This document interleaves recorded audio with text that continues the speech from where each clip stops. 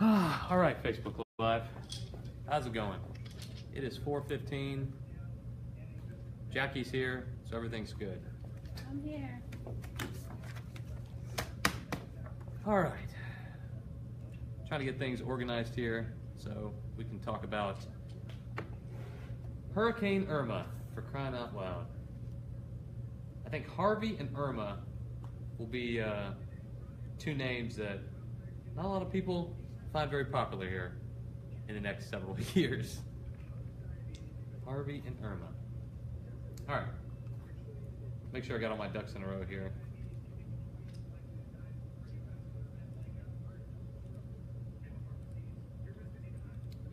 So, brand new update just came out from the National Hurricane Center, and these updates come out every 3 hours now. So we're talking 4 o'clock, 7 o'clock, 10 o'clock, and then overnight. So let me turn the camera around here a little bit. Sorry, Jackie.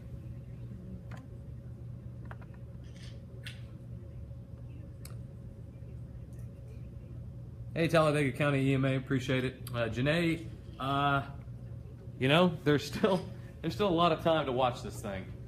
I'm not 100% convinced that something funky doesn't happen, but we'll see. What we know right now is that the pressure of the hurricane has actually dropped. So it's now over the water, kind of jogged to the north and west since our last update at 1 o'clock. So we know that it is now over the open waters. It's starting to tap into that very warm Gulf, very warm, I should say, Straits of Florida. So the area between Key West and Cuba is the Straits of Florida. The water temperature here, I checked, 87 to 88 degrees. It is very, very warm. So it's got a lot of warm air to tap into. And now that it's the center of it is now starting to move over, back over water, you're going to start to see it get a little bit stronger now. So let's take a look at it. You can definitely see the eye on radar imagery, okay? There it is. Big donut hole. It's about 15, 20 miles wide. And it's just spinning. Some of the outer rain bands, some of the inner rain bands, I should say, near the eye wall, that's where you have the strongest winds. When we talk about the anatomy of a hurricane, and we say it has winds of 125 miles per hour. Those are the max sustained winds just outside the eye wall. Of course, inside the eye, it's pretty calm. There's not a whole lot going on. But right outside the eye, that's where you get the strongest winds, okay? Right around here is where you're going to get 125 mile per hour winds. And then you go about 30, 40, 50 miles outside that, and you probably have 100 mile an hour winds. And then once you get out probably 60, 70 miles, that's when you start seeing winds back off a little bit. Still hurricane force, but not quite as strong as right near the middle, okay? So this is the part we zero in on. My friend Cameron Edgeworth, shout out to you. He works at WKRG down in Mobile. He got to go on a hurricane hunter flight this morning. And the flight got struck by lightning. So he's okay, everybody's all right. But he said he actually got to see the eye wall, and there wasn't much of it when it was over Cuba. So that's why we saw that weakening earlier today. There wasn't the storm wasn't over water, wasn't able to keep strengthening. It actually weakened a fair amount and went from a 5 to a category 3 in just about 6 hours or so as it stayed over Cuba.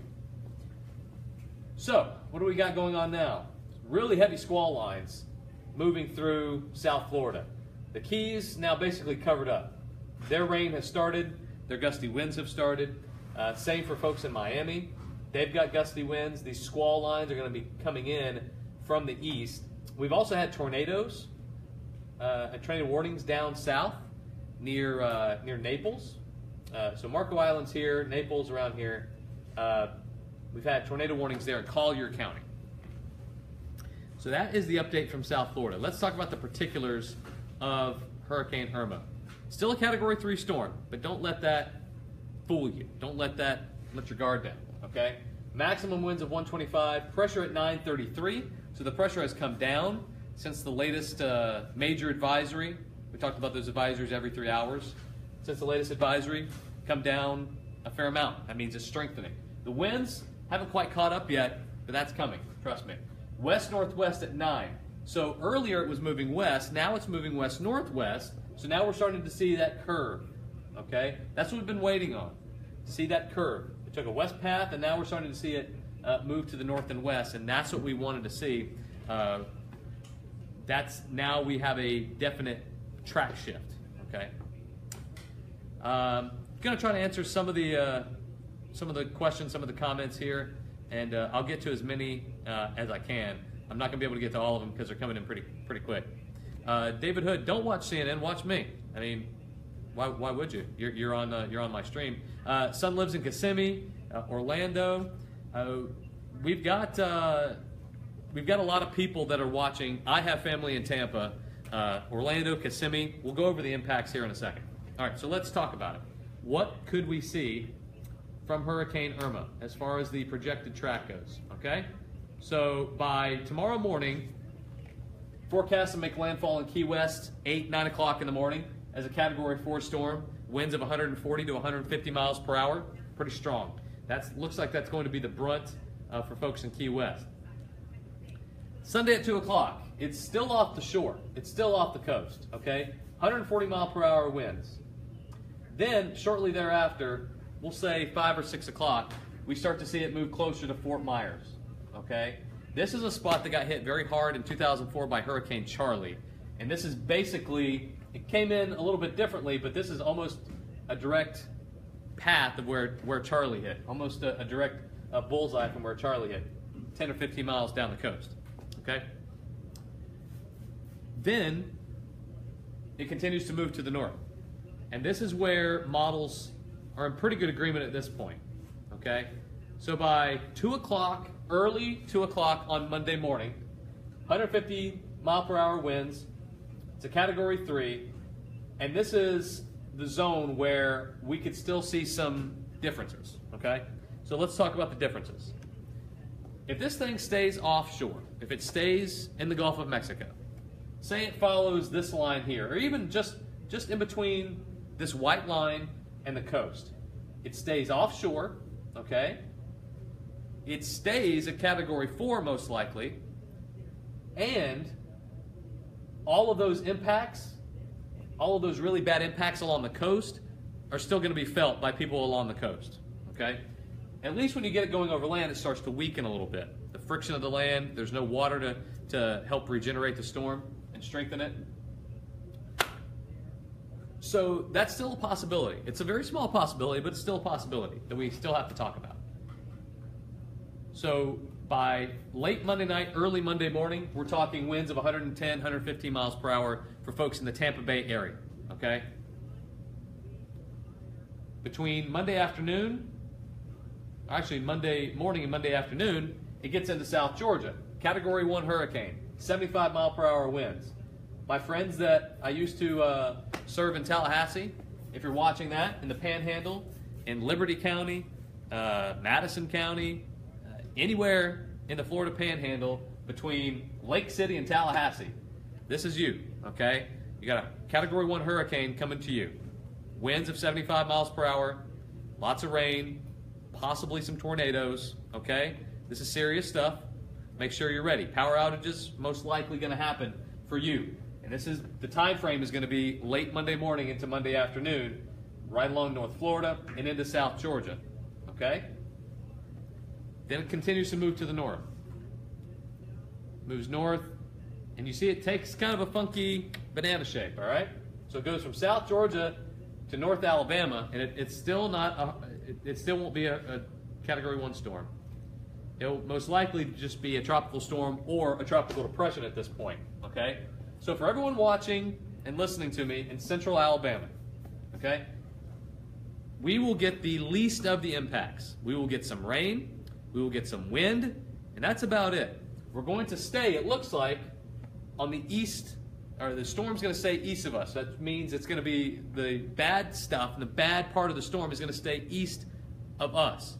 The west side of the storm, traditionally not as strong, so we stay on the better side of a storm. It's still not going to be a picnic Monday night and Tuesday. It's going to be, the winds are going to be gusty, it's going to be rainy, but we're not going to see the kind of impacts that folks in Florida are, okay? So that's that. That's the track, the latest track. Hasn't changed too much from 1 o'clock. Almost none at all. Almost no change in the track at all. So let's talk about the hurricane force winds. That's that area in red. Look at the time. Sunday, 5 a.m. Florida Keys, under the gun. Okay? And also notice Miami. They look pretty good. I mean, they'll see some tropical storm force winds, but it could be a whole lot worse. Then it moves by, let's move it back. Sunday, 2 o'clock, all of southwest Florida. From Sarasota, Manatee, down through Fort Myers, Naples, Marco Island, all these spots are going to be in the path of Irma and the hurricane force winds. This is what scares me a little bit. The hurricane force winds pretty much stay intact all the way through the Tampa Bay area. So from Ocala, darn near close to Gainesville, down south through the Tampa area, and Tampa's kind of up here, it's not down there. This includes Lakeland, Polk County, Pinellas County, St. Petersburg, Clearwater, Palm Harbor. This includes Hernando, Pasco County. It includes Land O'Lakes, places like that. Hurricane force winds, okay, 75 miles per hour or greater for you by late Sunday night. We're talking Sunday, 10 o'clock, 11 o'clock, midnight. Those don't move out until 2 a.m. So you're going to have about a 4 or 5 hour window where you're going to have hurricane force winds. Lots of rain. Luckily, the severe weather threat will stay east of you, okay, for folks in the Tampa area. The hurricane force winds do not die out until it gets to North Florida by Monday. Note the time. Monday, 8 a.m. The hurricane force winds stay with this storm until it crosses over into Georgia. And that's a little bit of a change from earlier. Guys, I cannot turn the volume up. I'm talking as loud as I can. Okay? The storm then moves into Georgia. You get tropical storm force winds for most of Georgia, the Carolinas, North Florida, South Carolina for sure, through Monday evening. And we will see tropical storm force winds as well. Power outages are going to be the main thing. A lot of folks along the coast are going to be able to run from the water. We say, and my old chief in Tallahassee, Mike McCall, he says, run from the water, hide from the wind. Okay? So if you have suitable shelter and you don't live near the water, you'll be fine, for most of you. Suitable shelter means not a mobile home, a well-built home, inside, away from the windows, all that stuff. Normally what we tell you when we talk about a tornado, that's basically the same thing that we want you to do for a hurricane. We want you to be at the lowest level of the house. We want you to be away from the windows and doors, and just make sure you're huddled up. You're good and comfortable in there, okay? You will lose power most likely. If you're listening to me and you are watching from anywhere in Florida, basically, there's a pretty good chance you're going to lose power, okay? If you're in South Florida, if you're south of I-4 or right along I-4, you're probably going to lose power for a while. I can't tell you exactly how long, but millions of people will lose power, okay? You're not going to be the only one. Millions of people will lose power in this storm. And they could last upwards of a week, okay? Depending on where you are. If you're near a heavily populated area, you might lose power for 2 weeks. You have to be prepared. That's why we kept on preaching, you need to be prepared, you need to be prepared. So you see power outages basically high throughout the entire state, okay? All the way through Monday night. That's when those power outages could possibly creep up into Georgia and Alabama. Now, the only way we see power outages in Alabama, I think, is if we get some gusty winds that happen to hit a spot that might have gotten a little bit more rain than everybody else, and we'll talk about rainfall in a second, that maybe knock down a power pole, but we're not going to have winds strong enough to just knock down the power pole, okay? We'll have 30 to 40 mile per hour winds, maybe 50 mile an hour gusts at times for folks in central Alabama, but we're not going to have, this isn't going to be a tornadic situation. We're not going to have severe thunderstorms. This is just going to be from that area of low pressure, from what's left of Irma that does the wind damage. So those power outages are going to last a good little while, especially down in Florida. So what could folks here see? Okay, what are the impacts of Irma in central Alabama? Well, I'm glad you asked. Starting Monday night, starting Monday, 2 to 3 inches of rain, and this is going to be through late Tuesday into Wednesday. Okay, so Monday to Wednesday, Monday night to Wednesday, we'll say late morning, okay, before noon. 2 to 3 inches of rain, 20 to 30 mile per hour winds, with gusts higher than that at times, 40 to 50 miles per hour. That's for basically everybody in central Alabama. Maybe West Alabama escapes it, but I think most of East Alabama, including right along I-65 and near the Georgia state line especially, I think those are the highest risks for these impacts, okay? So 20 to 30 mile per hour winds, gusts higher at times, 40 to 50 miles per hour possible, okay? So I haven't looked, I'm trying to look, I'm trying to look at some of the comments here, and some people are asking, what about my town? What about here? What about there? If you live in central Alabama, just know that this is what you're going to get, okay? 2 to 3 inches of rain, 20 to 30 mile an hour winds, 40 to 50 mile per hour gusts at times, okay? We will see some trees down. You could see a power line down or two, okay? You might lose power, but it's not going to be anywhere near what we saw with Harvey in Houston or what people in Florida are going to see. It's not going to be like that here in central Alabama, okay? So just know we can endure a couple of days of lousy weather, but our friends down south are going to have to put up with a whole lot more mess, okay? So that's the impacts for folks in Alabama, all right? That's basically it, guys. There's not a whole lot of change from the last update at 1 o'clock. The models have been pretty good agreement the last several runs, keeping it right near the coast, the west coast of Florida, okay? Like I said earlier, there's still a chance, a little chance, small chance, that we could see this thing go off the coast and stay off the coast. Right now, it doesn't look like that's going to happen. It's just too far of a jog that's going to have to make for that to be the occurrence. So we're going to keep watching this. Hey guys, go look back. Ann and Lindy asking about folks in Georgia. You're going to have some impacts. It'll be a tropical storm by the time it gets up to Atlanta. Wind and rain, okay? Wind and rain. That's what it's going to be. A lot of wind, a lot of rain for folks in South Georgia and Central Georgia. Power outages could happen, but it's not going to be anything like folks are going to see in South Florida and Central Florida, okay? So let's all be ready. If you're watching this and you're concerned, make sure you got water. Make sure you got some food. Hopefully you prepared. That's what we always tell you. We always let you know if things are going to get bad, but we want you all to always to be prepared. I have friends down in Miami who are giving me a hard time now because they thought the hurricane was going to come to them. Okay, I told them, hey, be ready, have your stuff ready to go, and now they're giving me a hard time because the storm's not coming to them. Well, guess what? They're ready for the next one. If the next one happens, I don't care if it might happen next week or next year. They're ready for the next one. They know what to do now. Okay, so treat that and make the best of it. If it's not going to impact you directly, maybe try to help out somebody that it might impact directly, okay? Because you never know when that might be you in a situation that's going to need some help, all right? So thanks, James. We will be back at 7 o'clock with the next update. Until then, I will try to answer any questions that I see that are pertinent on Facebook Live underneath the comments.